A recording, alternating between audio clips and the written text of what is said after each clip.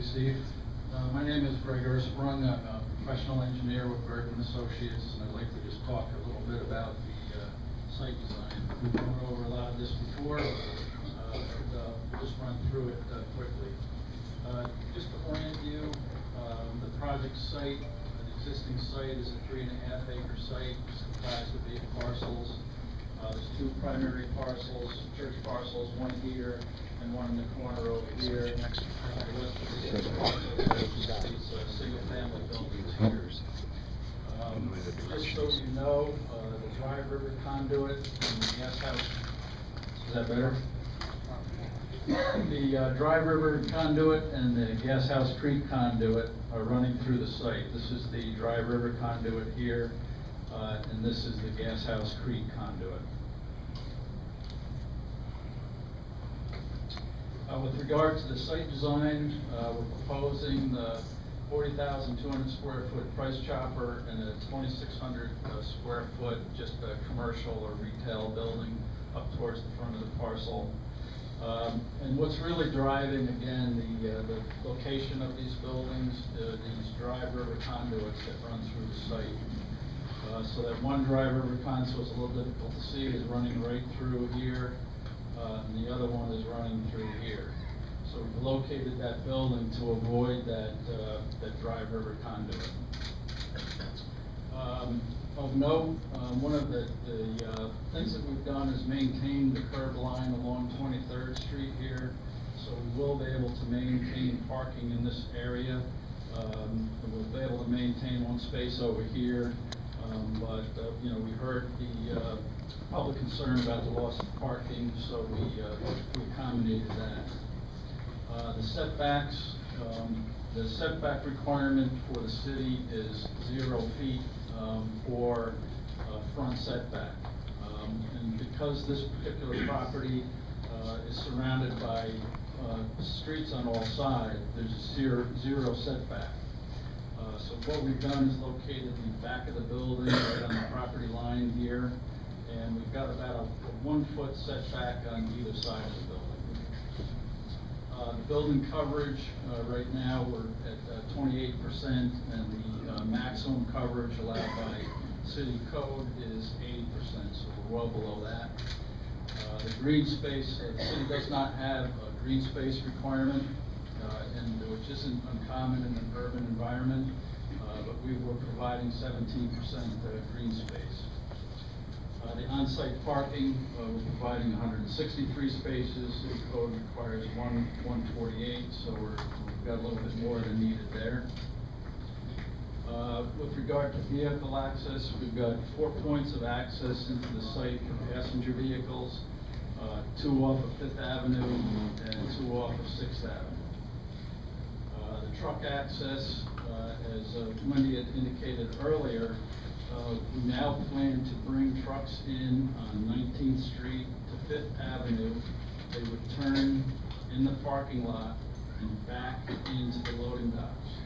So we wouldn't be coming in on 23rd Street as originally proposed, and we would not need to back up in the street as we had talked about before. That's correct. Yeah, it's a tractor trailer truck. With regard to stormwater, we comply with all of the city and New York State DEC requirements with regard to stormwater. We provide water quality treatment. We need to provide the green infrastructure practices that DEC requires. And we plan on discharging, after the water's treated, discharging directly into the Dry River conduit.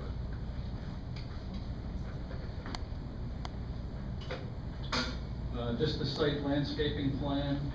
We intend to maintain the street trees along 19th Street. They're really very attractive. We're providing an ornamental fence around the perimeter. It's comprised of ornamental steel fence with brick columns. It's a little bit difficult to see in the image here, but I think our images later on we'll be able to see that a little bit better. Street trees and landscaping. We're providing street trees along the sides of the property and lower landscaping, understory landscaping to help screen the parking areas. loading dock screening, the loading dock over here. We had originally proposed a 12-foot wall, but we're decreasing that to 14 feet to help provide better screening of the loading dock area. And the same thing with the equipment area in the back. There will be a 14-foot screen wall. These are just some artists' renderings of what the project might look like. This is a view from the corner of 19th Street and 5th Avenue. You can see here where there's the ornamental fence and the lower landscaping. These trees are intended to represent the existing trees on the site. This is a view from the corner of 19th Street and 6th Avenue. And it's a little bit difficult to see in this image, but you'll see it in the other images we have around the room. But that's the proposed monument sign for the Price Chopper at the corner there. And again, you know, the ornamental fence with the landscaping down 6th Avenue. This isn't a view from 6th Avenue. Again, it gives you a little bit better idea what the ornamental fence and the landscaping would look like adjacent to the property. With regard to lighting, we want to put the lights on 20-foot poles. Normally in shopping centers, you might see lights on 30 or 40-foot poles. So, but we're trying to keep the lighting low to minimize the impacts. And really what our objectives are to minimize the glare by controlling the light that causes glare. So we want to provide shielding and cutoffs to minimize that lighting glare. We're also providing downlighting, and that helps keep the light facing down and not going up into the sky. And also the cutoffs will provide minimize the light tread off the property, so it will maintain it on the property. One thing to note, that there are existing overhead lights, just shown in this photo here, pretty much located around the perimeter of the property, so there is existing street lighting there. Just a couple of things on the site operations.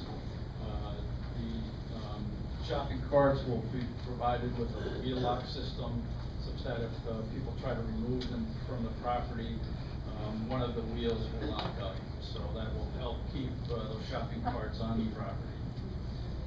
The shopping carts will typically be retrieved by the Price Chopper staff throughout the day, as you normally see in most shopping centers. The trash is provided at the back of the store, and it's in a sealed container. And pickup is once every 2 weeks, so it's not like we've got trucks coming in and out of there all the time. It's only once every 2 weeks.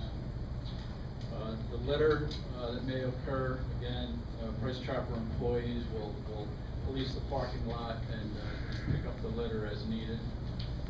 And with regard to snow removal, we'll be plowed into designated areas. If we've got the significant storm events, it can be removed from the site. So that's typically done if Price Chopper feels that their parking isn't adequate. With that, I'll turn it over to Steve Duffy from Price Chopper.